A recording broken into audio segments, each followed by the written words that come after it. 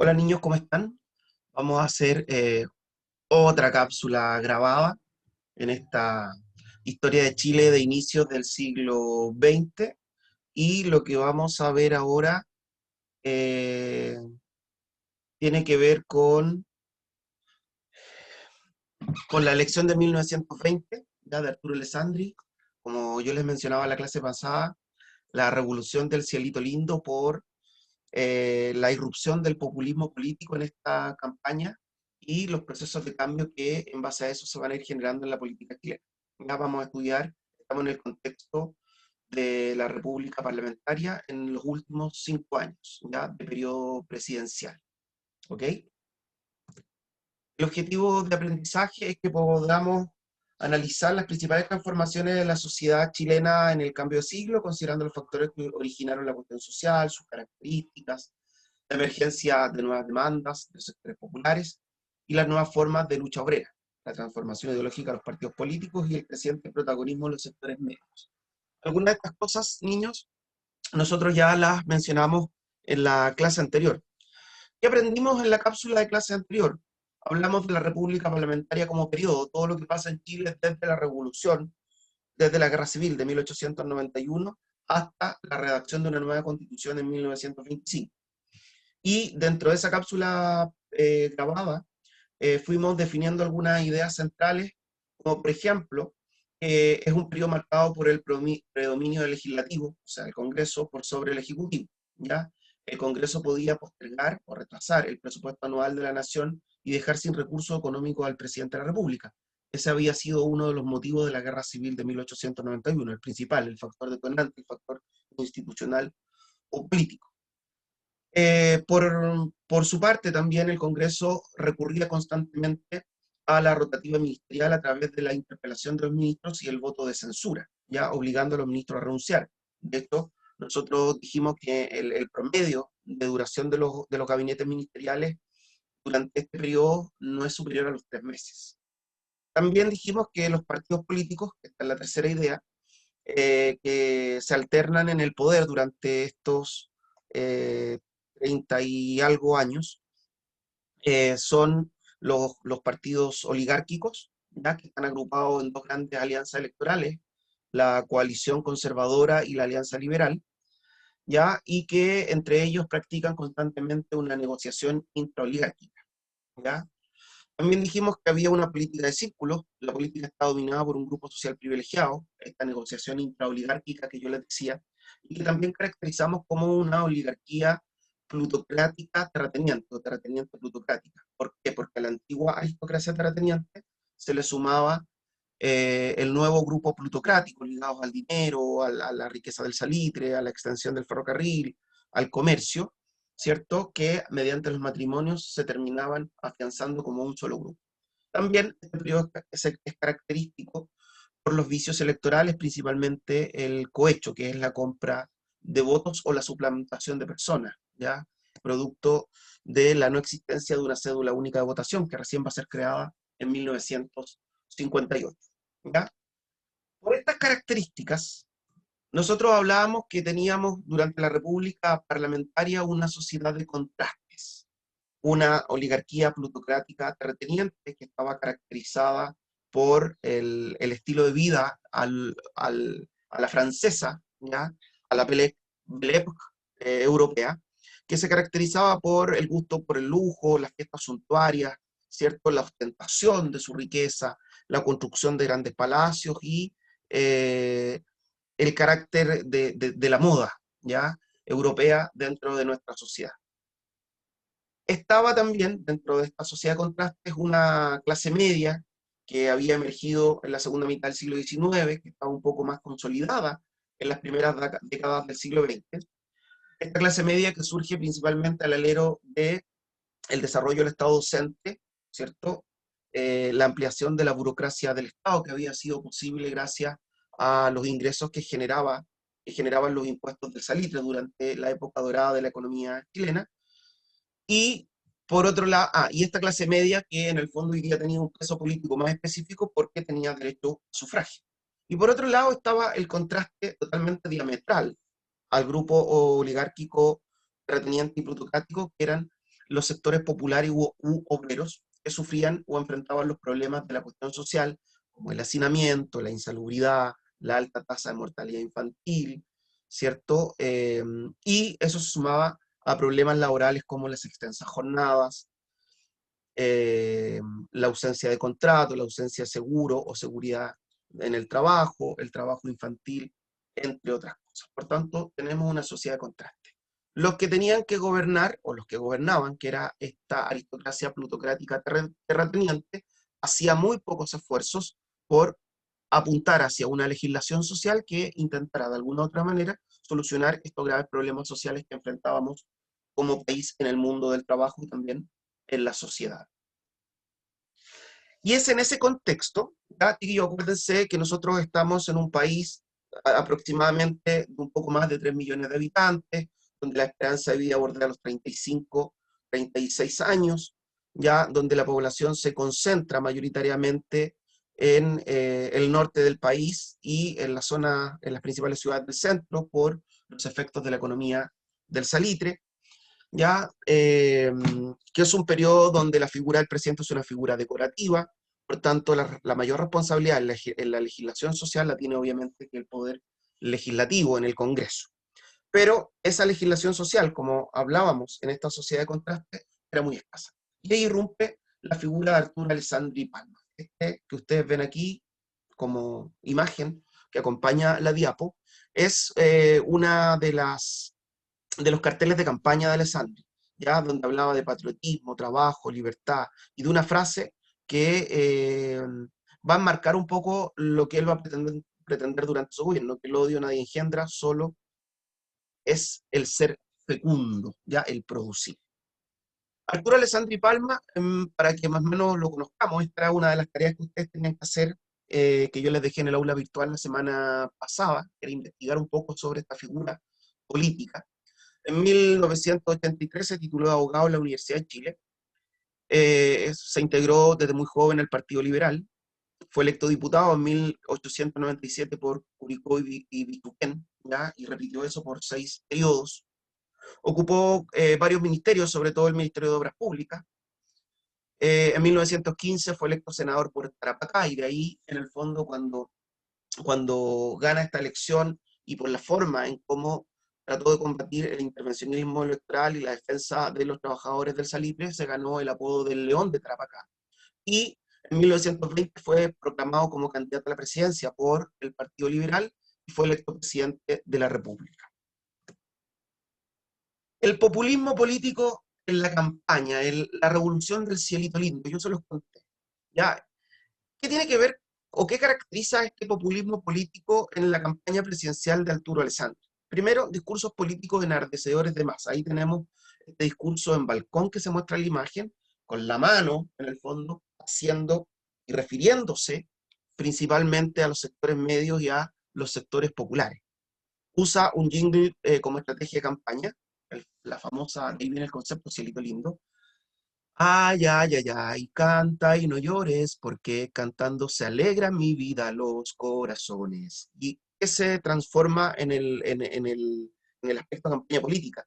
El competidor de este presidente, que era Barros Borgoño, recibe en el fondo la canción de ay, ay, ay, ay, Barros Borgoño, agárrate que viene Alessandri, te va a bajar el moño. De ahí viene el concepto de la revolución del cielito lindo. Espero que la gente en esa época lo haya cantado con un poco más de entusiasmo de lo que lo hice yo. También recorre Chile en el ferrocarril durante su campaña, ya con todos estos discursos enardecedores referidos a las masas y a los sectores medios. Propone en su discurso de campaña un amplio programa de reformas y leyes sociales y el propósito de redactar un código del trabajo. Y aquí hay un punto importante, porque en el fondo nosotros dijimos que este es un periodo de predominio eh, electoral de de los partidos tradicionales, de lo que podríamos considerar la derecha conservadora, oligárquica, terrateniente, ¿ya? Partidos políticos, como dijimos la clase anterior, pragmáticos, ya ideológicamente muy blandos y acostumbrados en el fondo a administrar el poder en estas cámaras intraoligárquicas sin tener una mayor preocupación por el resto de los sectores sociales. Ahora, ¿por qué en el fondo hacer estos discursos enardecedores de masa? Porque Alessandri se da cuenta que para 1920 hay un electorado cautivo al cual hay que escuchar. Que la gran mayoría de ese electorado viene de los sectores medios, pero también de algunos sectores populares, que producto del avance de la alfabetización, tienen el derecho a sufragio. Seguimos manteniendo la misma estructura de sufragio que se modificó con la reforma electoral de 1874. Ser hombre, mayor de 21 años, saber leer y escribir. Se había eliminado el requisito de renta o propiedad, con lo cual, según Alfredo Yoyant, se inventa de alguna u otra manera la figura del ciudadano porque se triplica o cuadriplica la cantidad de personas con derecho a sufragio. Seguíamos manteniendo todavía, como les dije, el problema del cohecho y la suplantación en el sufragio, y nos quedaba mucho camino también por avanzar en las estructuras de mayor formalidad dentro de los procesos electorales. Por eso, chiquillos, es importante, cuando nosotros hablemos posteriormente de la Constitución de 1925, es la creación del TRICEL, del Tribunal Calificador Electoral, uno de los importantes pasos dentro de ese objetivo. Por tanto, Alessandri entiende que tiene que llegar a estos sufragantes cautivos, ¿sí es cierto? Los tiene que cautivar, los tiene que cooptar, los tiene que atraer, que ya no basta con hacer un discurso solamente dirigido a la Belle Époque, ¿cierto? A estos elementos suntuarios, oligárquicos, terratenientes y plutocráticos, sino que hay que también extender esa mano que vemos ahí en la fotografía hacia las demandas de estos grupos sociales que están irrumpiendo de alguna u otra manera en la política nacional en las primeras décadas del siglo XX. ¿Qué contenidos tenía el programa de gobierno que oficializa Alessandri al momento en ser nominado como candidato por el Partido Liberal? Y aquí, chiquillo, hay un tema importante. Yo les dejé en el aula virtual una cápsula grabada donde hay una síntesis del discurso que él hace cuando es proclamado, ya donde se van a enunciar gran parte de, de este programa. Pero también es importante para que ustedes entiendan el uso del tono de la voz, la forma en cómo habla, porque eso también es parte del populismo, del discurso enardecedor.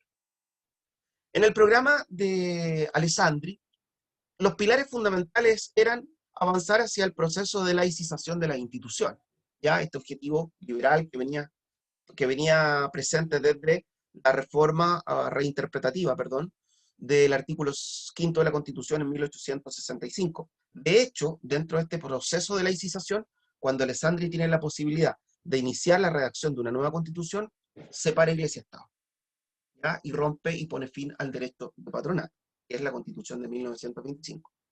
También en su programa estaba una legislación social para enfrentar los problemas del proletariado, ¿ya? Y dentro de eso, dentro de esta legislación social, para él era muy importante la redacción de un código del trabajo, que finalmente va a ser proclamado en Chile en 1931. También había que, dentro de su programa, él proponía restringir los abusos del sistema parlamentario y fortalecer el poder del presidente. ¿Se acuerdan que en la clase anterior nosotros introdujimos el PPT con una frase del presidente Barros Luco, que decía: en Chile no hay sino más dos tipos de problemas, los que se solucionan solos y los que no tienen solución, haciendo alusión a el aniquilamiento de la voluntad política del presidente de la República después de la Guerra Civil de 1891. También proponía fijar un impuesto a la renta, ¿ya? El impuesto a la renta que nosotros tenemos hoy día, chiquillo, es el IVA, y fue impuesto en la dictadura militar, por si acaso, no está muy relacionado con una herencia directa al periodo que estamos viendo ahora. Y también él propone la creación del Banco Central, que también se va a realizar en 1925 para regular la emisión de dinero, ¿cierto? Las tasas de interés y la emisión de dinero como un órgano autónomo del Estado. Acuérdense que el desarrollo de la banca se había realizado durante el siglo XIX a través de la emisión de dinero por parte de bancos privados con escasa regulación por parte del Estado chileno. ¿Qué pasó? Va a enfrentar problemas que frenan su programa, ¿ya? Y dentro de estos problemas, tres. Primero, el bajo precio del salitre en el mercado internacional provocó el cierre de muchas oficinas salitreras, lo cual incrementó la cesantía, y eso es un efecto directo de la crisis parcial del salitre ocasionada por el desarrollo de la Primera Guerra Mundial y la invención del salitre sintético por parte de los alemanes. Acuérdense que la crisis definitiva es la Gran Depresión. Esta situación agravó los incidentes el 14 de febrero de 1921, en que se produjo una huelga en la oficina salitrera San Gregorio, que acabó con la vida de 73 personas y cuya responsabilidad fue atribuida al gobierno. Además, no sería un caso aislado, ya que para controlar otro movimiento similar el gobierno tuvo que recurrir a la fuerza, distanciándose de esta manera de los sectores populares a los cuales había atraído en sus discursos populistas. Y también porque asimismo las iniciativas legales propuestas por el Ejecutivo eran tenazmente resistidas por la oposición política, trabando su esperada aplicación. ¿Ya? La no clausura del debate, la interpelación de los ministros, la rotativa ministerial, ¿cierto? La no aprobación del presupuesto, iban constantemente minando esta carrera de legislación social que pretendía el presidente de Sáenz.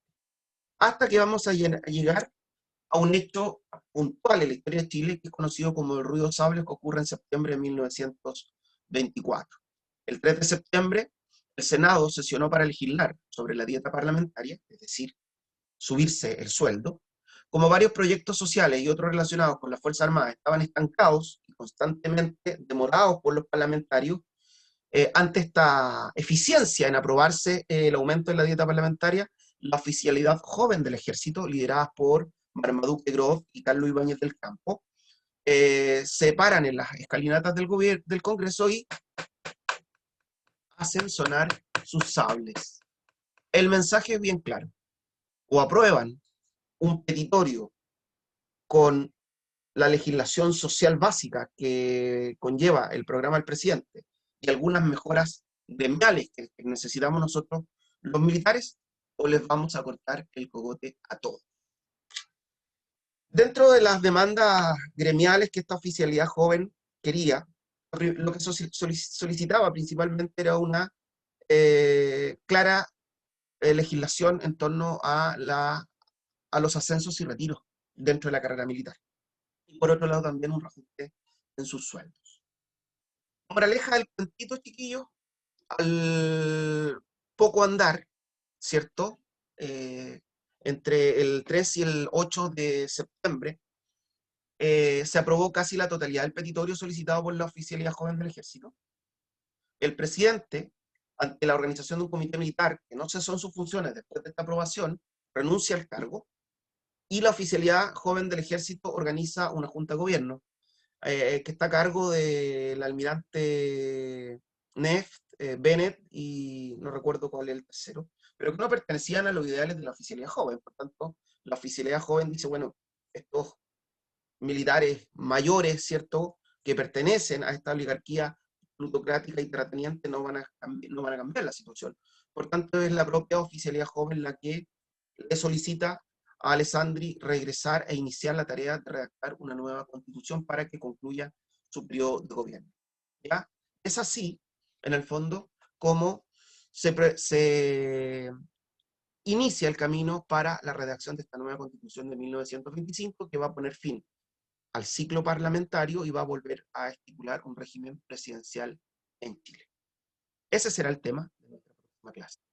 Y yo espero que este PPT haya estado bien ordenado para ustedes y que las explicaciones hayan sido claras para que realicen una pequeña actividad que ustedes van a tener que hacer en su cuaderno.